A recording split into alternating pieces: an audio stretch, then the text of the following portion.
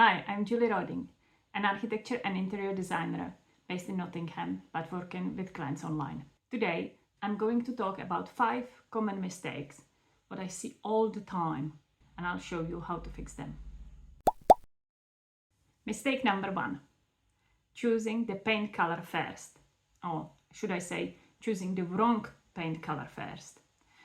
When you are trying to refurbish or redesign your home, I can't say how really important it is actually work with a plan in hand. Please have ideally some kind of mood board or concept board ready and play around with the furniture you already have or the furniture you are planning to buy.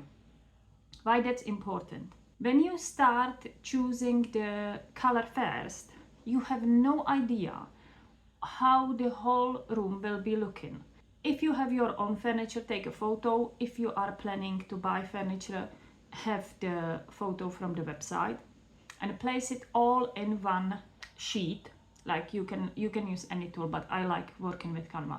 So place it in Canva and you can see how it all will look together. Then you can go and choose the paint.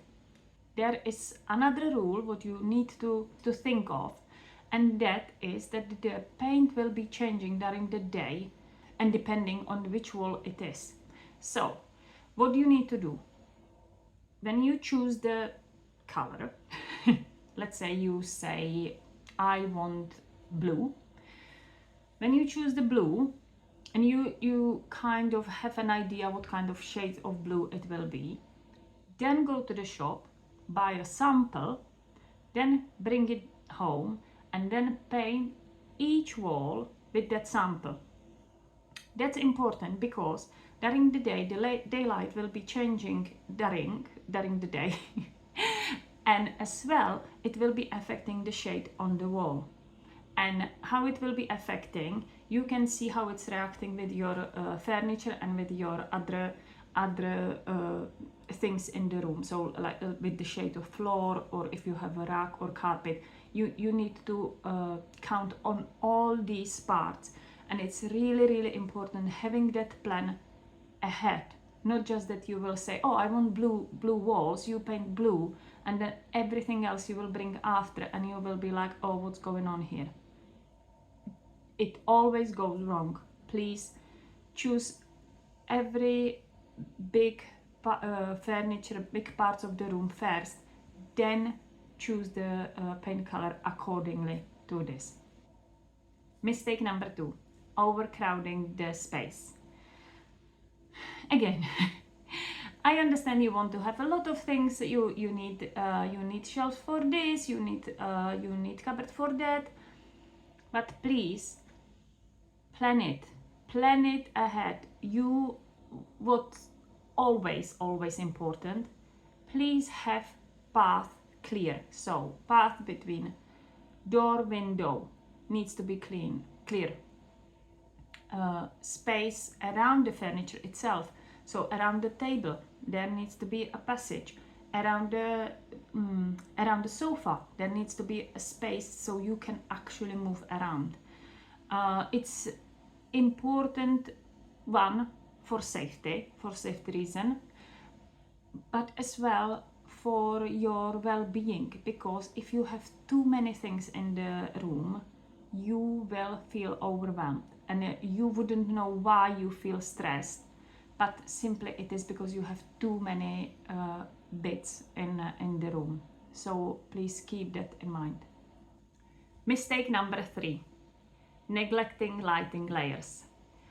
Very often the room is designed just with basic general overall lighting from the ceiling. So there is a kind of lighting points from in the middle of the room and that's it. If you want to create a room where you can change the atmosphere, the easy way is using the lighting, different types of lights. So we have the general one from the ceiling, so when it's on you can see everything everywhere. Then you need task lighting. So let's say if we speak about the living room, in the living room it would be some kind of side lamp near the armchair, for example, where you can read the newspaper or a book, or you can do knitting or crocheting, whatever you like to do. And then you need lighting for atmosphere. It can be like dimmable lights, or for that kind of thing you can count as well with the candles, having just like atmosphere lighting. But always you need to plan it and know, okay, there will be that kind of lamp, there will be a task lamp, etc. Mistake number 4, overmatching everything. I can imagine that you are looking at the Instagram or Pinterest and you can see that these are beautifully styled photos or images. It seems easy and kind of obvious when someone tells you, oh, it needs to match to each other. So then you are like, okay, I have this kind of wallpaper with the shades of green, blue, yellow, whatever. And then you are looking for the carpet having the same kind of shades. Then you have the cushions on the sofa in the same shades. And then you are making it like that, and then the room just look absolutely hideous. Plus there is the other part of it, that you will buy all the furniture from one store, so it just look bland. There is no personality, no nothing, and it's just look odd. So please, when you are trying to match thing or make it nice and stylish, the color is not the only thing. Think of texture, think of different structure of the material, think of like matching, for example, modern interior with the vintage elements. Just create some kind of surprise, so when someone's coming in, there is always something to look at, and there is kind of this the little bit of surprise in the styling. Mistake number 5, hanging art high or too low.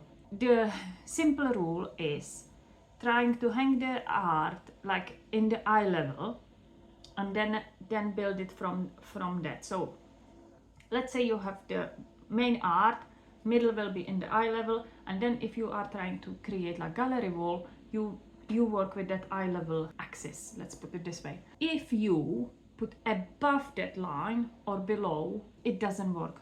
If you are placing just one art, if you are creating a gallery wall, you are working with the all system, all bits together. As I always say, plan it ahead. Don't just come in the room and just stick it on the wall.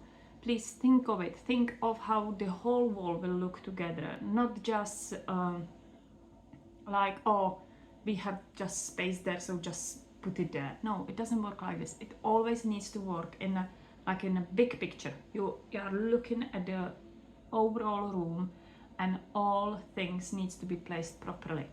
So hopefully this was helpful. Please let me know in your comments what's your experience, if you need help with anything, and I'll see you later.